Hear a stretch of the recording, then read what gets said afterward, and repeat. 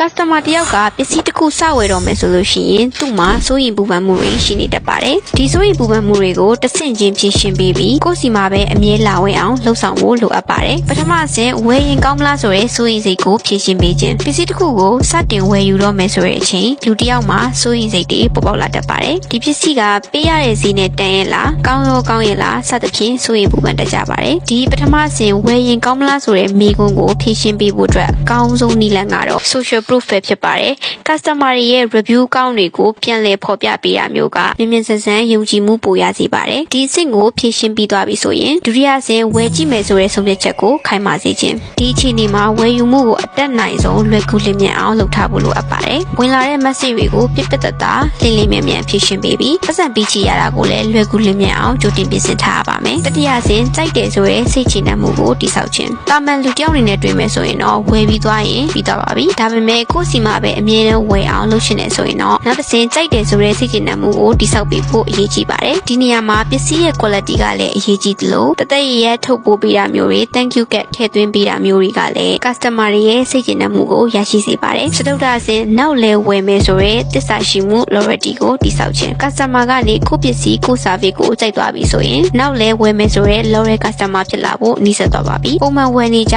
ကိုဖောက်တဲ့တွေကိုအထူး short စီပေးတာမျိုးတွေဥပမာ၅ချိန်ဝယ်ယူပြီးတိုင်းနောက်တစ်ချိန်အတွက်20% short ပေးမယ်ဆိုတဲ့ loyalty program တွေနဲ့ကိုယ့်စီမှာပဲအမြဲပြန်လာဝယ်နေအောင်လှုပ်ဆောင်နိုင်ပါတယ်။ဒါကို anxiety to loyalty strategy လို့ခေါ်ပါတယ်။